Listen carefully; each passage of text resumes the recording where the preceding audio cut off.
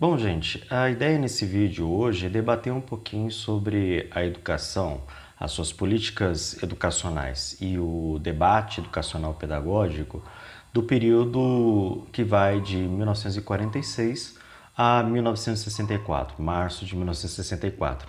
É um período curto, é um período que a gente costuma falar, né, um curto período democrático no Brasil, no intervalo entre duas ditaduras, né, a ditadura do Estado Novo, que vai acabar ao final de 1945, e a ditadura civil-militar, que vai ser implantado por meio de um golpe a partir de 1º de abril de 1964. Então é um curto período democrático. Democrático entre aspas, né? Porque a gente precisa ver que a democracia é um processo em construção e muitas vezes é um processo contraditório. Mas, em comparação, o que foi a ditadura do Estado Novo, do Getúlio Vargas, que durou de 37 a 45, e a ditadura civil-militar, de 64 até mais ou menos 1985, 1988, foi um período relativamente democrático.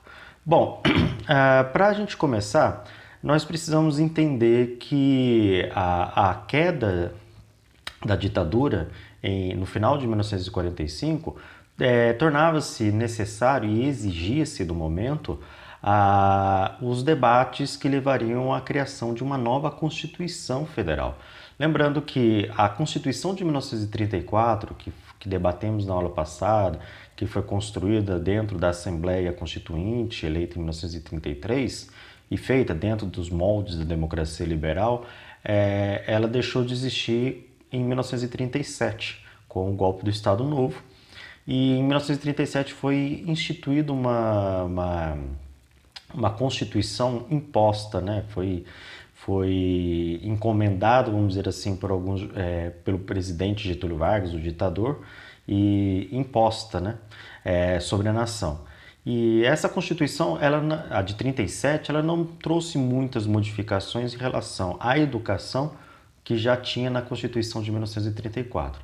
Não é à toa que vai ser nesse período, principalmente entre 1942 e 1943, que vai ser feito, até 1945, que serão feitas as reformas de Gustavo Capanema, que vão dar continuidade à estrutura organizacional do ensino brasileiro, que já estava pautado na Constituição de 1934 e nos debates posteriores, nas legislações posteriores. Mas em 1946 era necessária uma nova Constituição. E foi eleita uma Assembleia Constituinte, com deputados e senadores eleitos pelo voto popular, e desses grandes debates que ocorreram na Assembleia Constituinte durante meses, ficou pronta e foi promulgada a Constituição de 1946, a mais uma Constituição brasileira, sobre moldes dentro da democracia liberal. E já nessa Constituição de 1946, ele trouxe uma coisa muito importante, que dando continuidade, mas dando alguns passos à frente à Constituição de 1934, já estabelecia um papel mais incisivo do poder federal, da União, vamos dizer assim, a esfera da União, o governo federal, a sua responsabilidade e as competências para fixar as diretrizes e as bases da educação nacional. Guardem bem essas palavras, diretrizes e bases da educação nacional, porque vai ser essa Constituição que vai definir que a União, o governo federal, as suas instituições federais, entre eles o Ministério da Educação, deve pautar como devem ser as diretrizes e as bases de uma educação a nível nacional, ou seja, do Brasil todo, reafirmando o papel nacional que as políticas públicas educacionais teriam, ou seja, tirando parte da competência dos estados.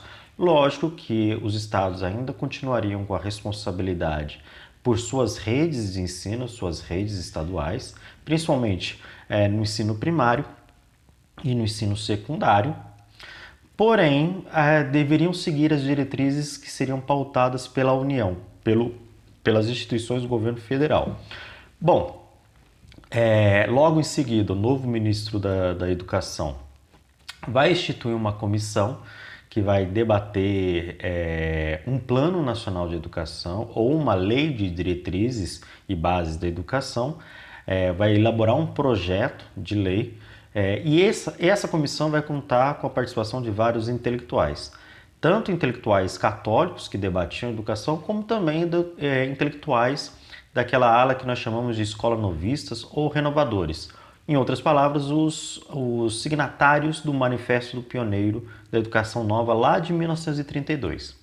Falando também nesses signatários, nesses pioneiros da educação nova, ou nos escola novistas, os signatários desse manifesto, não podemos esquecer que muitos dos seus quadros, não todos, mas muitos dos signatários desse manifesto, desde a década de 30 e até o momento que a gente está estudando, vão participar das estruturas internas, das burocracias do poder público, seja na esfera federal, seja nas esferas estaduais. Vários signatários vão poder participar dos debates e da elaboração de legislações, tanto a nível nacional quanto a nível estadual. Um destaque para esses personagens eu dou para o Anísio Teixeira. Anísio Teixeira vai ter um papel fundamental na elaboração de políticas educacionais e vai também pautar o debate educacional e principalmente vai participar ativamente na construção e na criação de instituições que pensam a educação no Brasil e que também pensam e incentivam a produção científica de nível universitário no país também. Não podemos esquecer, por exemplo, vamos por partes. Anísio Teixeira participou da criação da Universidade do Distrito Federal em 1935. Essa universidade vai ser uma das raízes da atual Universidade Federal do Rio de Janeiro. Anísio Teixeira vai criar o INEP, o Instituto Nacional de Estudos Pedagógicos, que é o atual Instituto Nacional de Estudos e Pesquisas Educacionais, um órgão existente até hoje.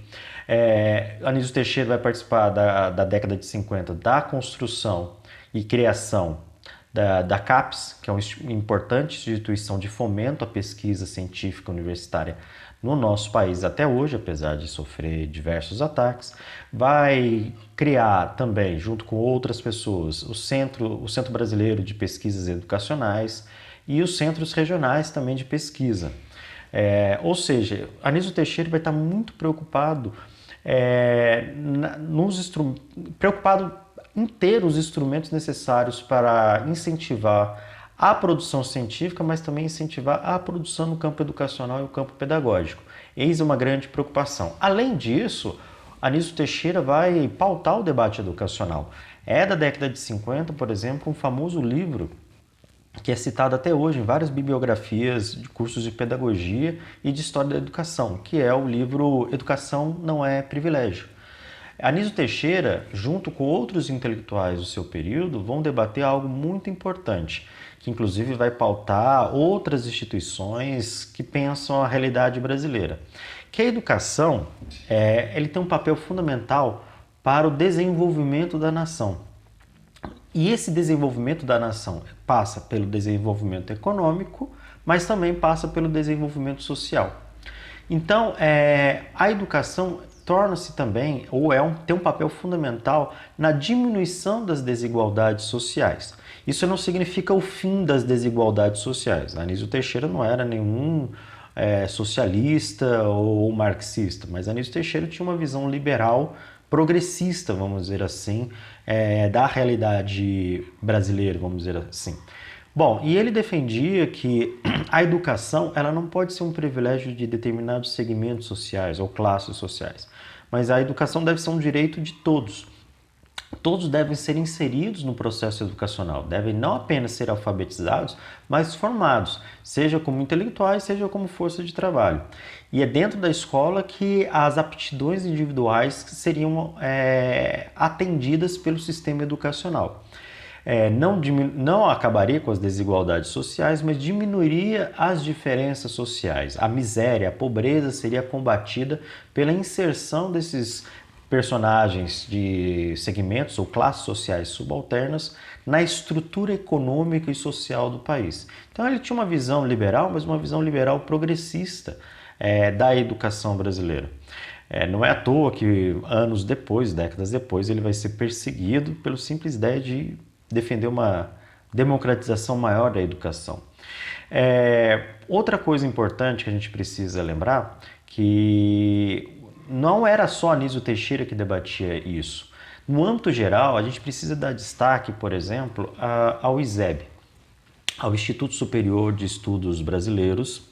O ISEB foi uma instituição que foi criada em 1955, mas se fortaleceu, foi reestruturado e se fortaleceu em 1956, já sob o governo do Juscelino Kubitschek, e era uma instituição com o objetivo de reunir os grandes intelectuais progressistas da época para pensar um projeto de nação, mas um projeto progressista de nação. Tanto que dessas cabeças pensantes vão surgir, por exemplo, um projeto político muito pautado no desenvolvimentismo e no nacional-desenvolvimentismo. E esse desenvolvimentismo passa pelo desenvolvimento da nação, mas também o desenvolvimento econômico e social. Então é muito interessante o papel que o ISEB teve na formação desse pensamento nacional desenvolvimentista que vai pautar os governos, principalmente a partir de 1956 até 1964. Lógico que com o golpe de 1º de abril de 64, o ISEB vai ser fechado e muitos dos seus intelectuais vão ser perseguidos. Cabe destacar, por exemplo, a participação de importantes pensadores no ISEB, como, por exemplo, Nelson Werneck Sodré. O próprio Anísio Teixeira vai fazer algumas participações dentro do ISEB, mas eu gosto de destacar muito o Álvaro Vieira Pinto, que é um importante intelectual desse período. Lógico que o desenvolvimentismo, vamos dizer assim, não era o único debate que se fazia no âmbito educacional.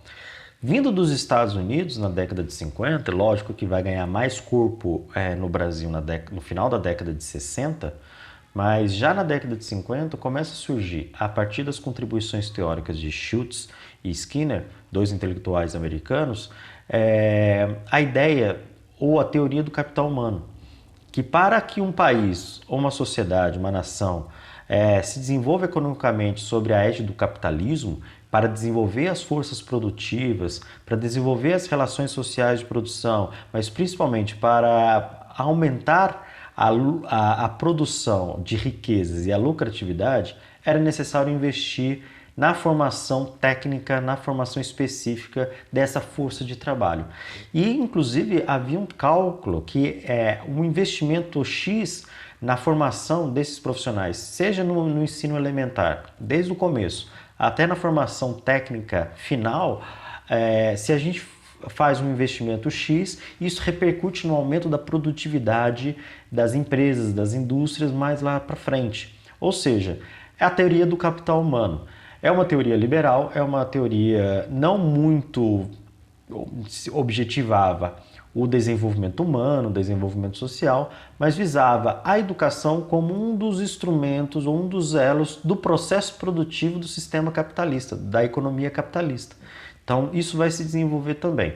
No Brasil, vai começar a chegar na década de 50, no final da década de 60, no final da década de 50, porém, vai ganhar mais força no final da década de 60, já sobre a égide da ditadura civil-militar no Brasil. Mas isso é tema da nossa próxima aula. O importante também ressaltar que, voltando lá atrás, falando da Constituição de 1946, essa Constituição definia o papel, a competência e a responsabilidade da União na elaboração das políticas públicas nacionais de educação e, principalmente, na elaboração de uma lei que determinava as diretrizes básicas de uma educação nacional. Vários intelectuais participaram da comissão do MEC para elaborar um projeto de lei, como eu falei, só que uma vez feito esse projeto de lei, o MEC encaminhou para o debate no Congresso Nacional. E esse debate foi longo e durou anos. Um debate que avançava, ora recuava, mas demorou muito tempo. Tanto que essa lei, esse projeto de lei, só foi aprovado e promulgado em 1961, ou seja, bota aí em torno de 15 anos depois da Constituição de 1946. Então, nós dizemos que a nossa primeira lei de diretrizes e bases da educação nacional, a primeira LDB, é de 1961. Bom, quais são as principais características dessa LDB? ela não traz modificações da estrutura organizacional do ensino brasileiro, já proveniente da Constituição de 1934 e principalmente das reformas do antigo ministro da Educação, Gustavo Capanema, as reformas Capanemas. Vocês estão lembrados da aula passada, daquela estrutura que a gente debateu, né? O ensino primário de 4 anos, tendo a opção do ensino primário complementar de mais 1 ano, o ensino de alfabetização primário para adultos de 2 anos e o ensino secundário composto de 7 anos. Os 4 primeiros anos do ensino secundário seria o ginasial e os 3 últimos anos seria equivalente ao ensino colegial, ou o colegial, o colégio, né? E esse ensino horizontalmente seria dividido em 3 ramos. O secundário ou científico, né, como ficou popularmente conhecido, o normal para a formação de professores de ensino primário, alfabetizadores, que seria depois futuramente o magistério e que hoje é conhecido como normal de nível médio, e o terceiro ramo, que era o ramo técnico, tanto agrícola quanto comercial e industrial. E a gente viu também que uma das características desse ensino secundário, principalmente o seu nível colegial, é que se o aluno optasse, devido às necessidades econômicas, optasse em fazer o ensino normal para ser professor já nesse momento, ou o ensino técnico, agrícola, comercial, industrial, esses ramos não dariam direito a seguir o ensino superior. Somente o ramo secundário ou científico daria acesso à universidade. Caso um estudante que fizesse o ramo técnico ou o ramo normal quisesse continuar os seus estudos no ensino superior, ele era obrigatoriamente, teria que voltar todo o ensino, o ensino que hoje é o ensino médio, que na época era o ensino colegial, né? Teria que refazer os 3 anos do científico para poder ter acesso ao ensino superior.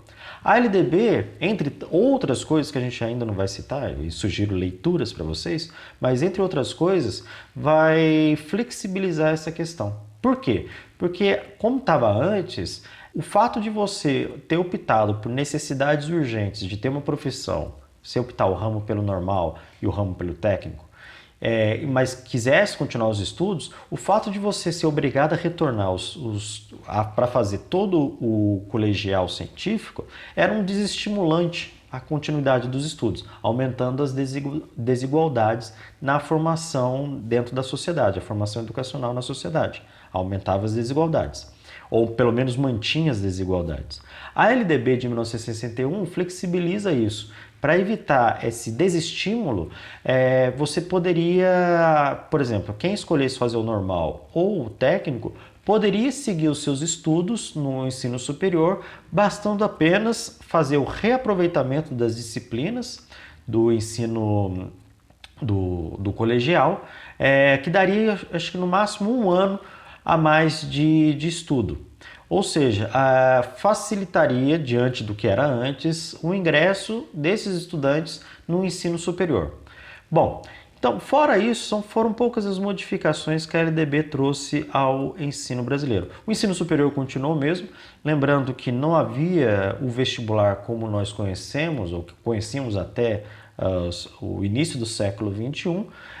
O ingresso era feito por exames, muitos não conseguiam ter acesso ao ensino superior porque a quantidade de universidades e faculdades no Brasil ainda era pequena diante da demanda, e isso vai virar uma bandeira do movimento estudantil que vai começar a se desenvolver na década de 50 e na década de 60 também, inclusive nos primeiros anos da ditadura civil-militar no Brasil.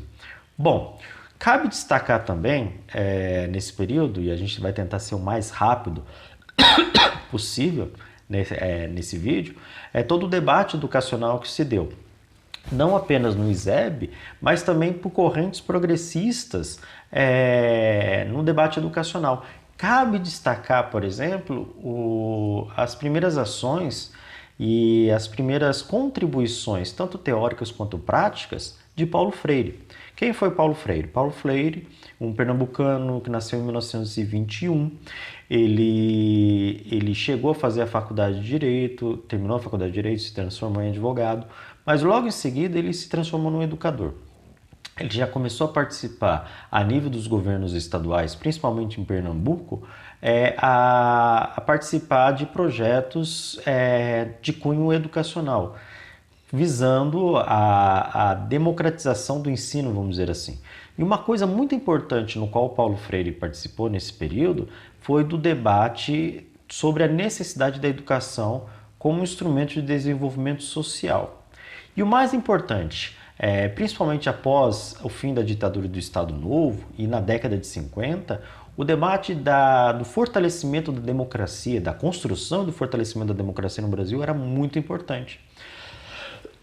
E para que a democracia crescesse cada vez mais e superasse os seus problemas, as suas contradições, era necessário que cada vez mais a população participasse dos espaços democráticos, principalmente dentro da democracia liberal, participasse do processo eleitoral na escolha de seus representantes, na escolha do seu poder legislativo, do poder executivo, nas mais diferentes esferas, seja municipal, estadual ou federal. Então era importante que cada vez mais pessoas participassem, inclusive pessoas pobres, classes trabalhadoras, classes subalternas, participassem do processo democrático, que participassem inclusive das eleições.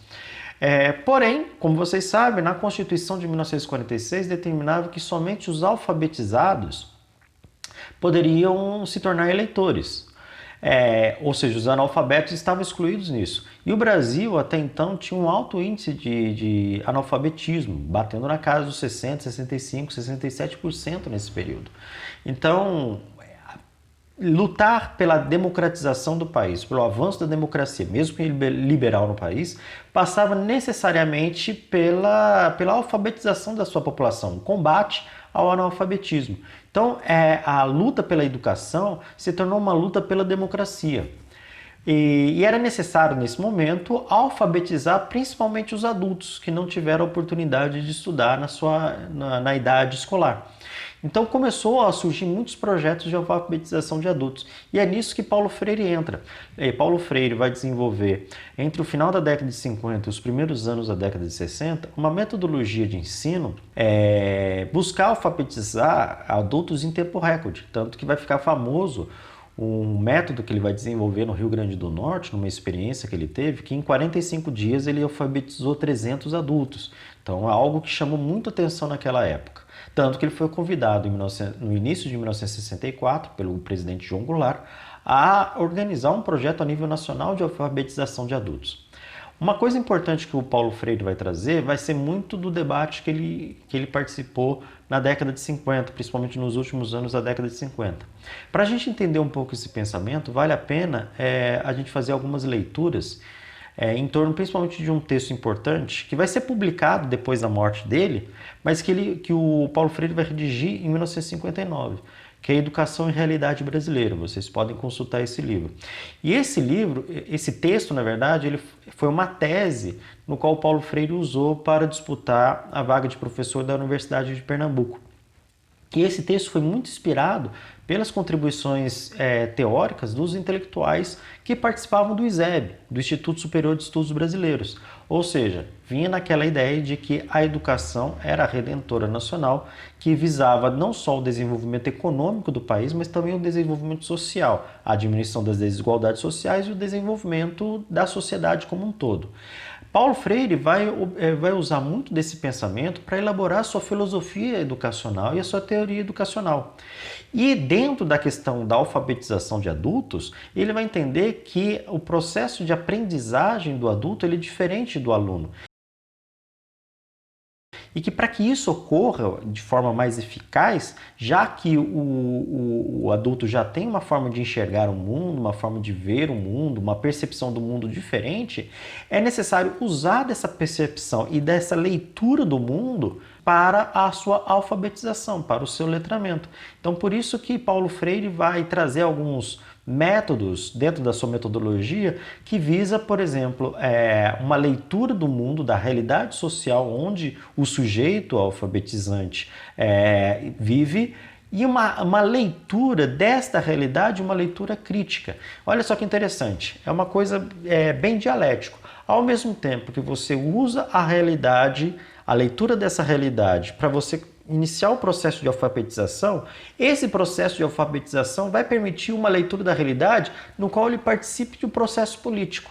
E outras coisas, não basta fazer a pessoa saber ler e escrever para participar do processo eleitoral e votar.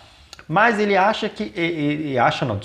Ele traz à tona a necessidade da alfabetização, mas essa alfabetização fazer parte de um processo de conscientização da realidade.